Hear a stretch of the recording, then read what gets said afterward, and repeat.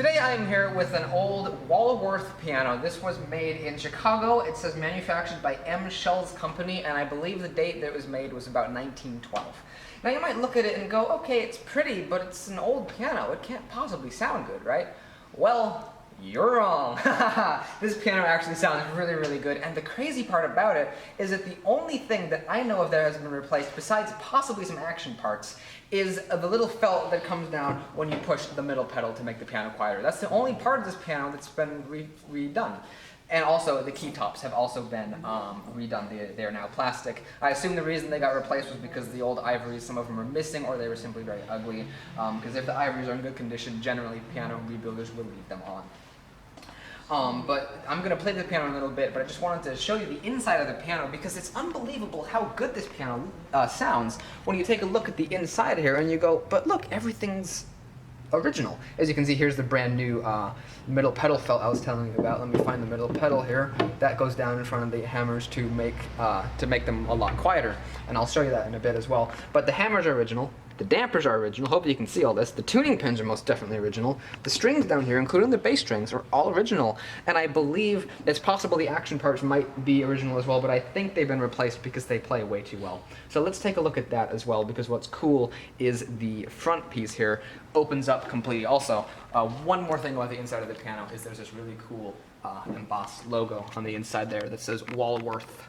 And it looks really cool. And it's got this really nice, delicate design there, which I think is really cool. I don't know how they did that. I guess just a decal, but who knows? It might have been hand painted. That would be amazing if it was. So now let's actually take a look at the inside of the piano here. As we can see, the action, it could be original, but if it is, it's in really good condition. All of the bridle straps here look like they're original. They're a little bit worn and weathered, but it's in really good condition, and to me, it plays way better than you would expect for a piano of this age. As you can see, I mean, look at this metal bar here that is used to push the hammer action, the hammers closer to the strings. It's in perfect condition. It's almost brand new. This lever here, I believe, turns in some way. I'm not sure how it works, but I believe that this lever can turn or lock in some way to bring this wood piece that I'm lifting up, make it retract back inside of the piano. At the moment, it is pulled out so that the sound can help escape the piano. As you can see, it's tilted forward, and sound can come out from underneath this little front piece here and let the sound escape. If we lower the fall board here, oh, that's how it works. How cool is that? If we lower the fall board, that piece goes away. And in fact, I'll bet if I open this up, you'll be able to see that. There we go. If we push this up, there's that piece. And if we pull it back, if this piece was here, it would go back in place. Now that is really cool, and I love that. That is super cool. And if we lower this fall board here, we can see that the wood underneath of it is in really awesome condition. I don't think this was refinished. Maybe it was refinished, but it's possible that it wasn't, because sometimes these pianos, if they're well cared for, as this one seems to be, the finishes last very, very well. There's this magical thing. That is pretty cool. All right, and speaking of magical, I have to say that the people at this piano store that I'm at, which is DC Pianos, I'll put their information down in the description. They must be wizards or something, because so many of the pianos they have here sound absolutely amazing, including this one, which, as I said, is a total surprise considering what it looks like on the inside and that everything is original. So what I'm going to do is play a short little piece that I wrote specifically to test out the sound of a piano, the treble and the tenor and the bass and all that. So hopefully you get an idea of what this piano sounds like.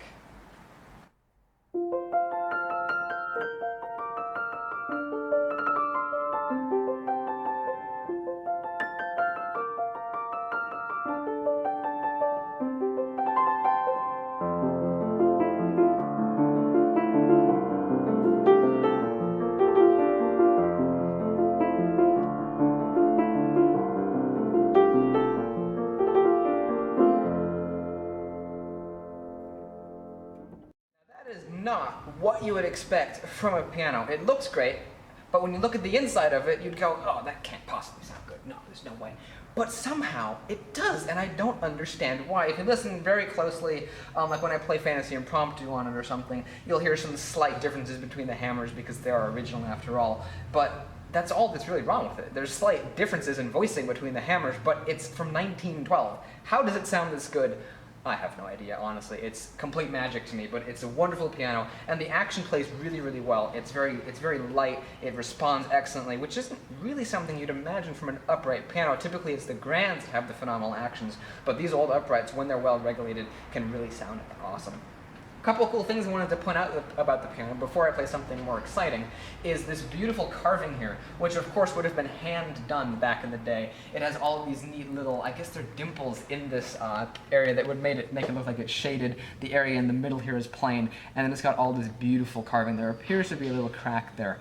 But you could probably just remove this piece or something, or just leave it. It's not really that big of a deal. But overall, the carvings here are really, really pretty. It might even be intentional, I'm not sure, because there's a few little parts here where there's cracks, but those are the individual pieces where it was pieced together and put on the piano. But overall, the carving on here is just absolutely wonderful. It's amazing to think that somebody would put the time and effort into carving that into a piano, but yet they did. And this also got this really cool bead work here at the edge, and then it's got the nice rounds, like a pillar kind of at the edge there. When you fold that in, it looks like a picture frame. That's what it reminds me of. It's like a picture frame, but on a piano and without a picture inside. It's a carving. It would be kind of cool if this piano didn't have such a beautiful carving to put like a really cool piece of artwork in there. I wonder if there's a piano out there that has done that. That would be pretty cool to see.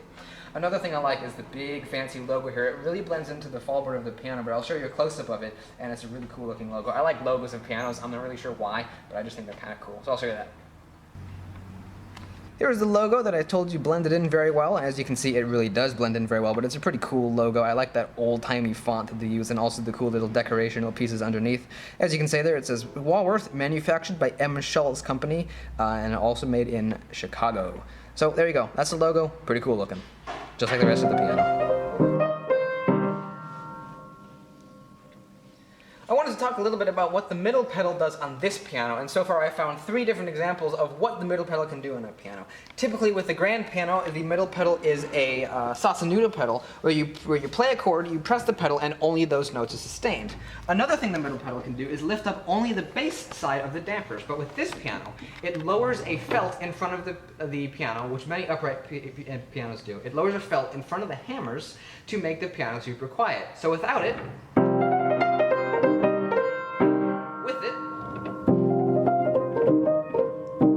playing roughly about the same volume there, and if I play the piano really loud, let's choose a really cool chord here.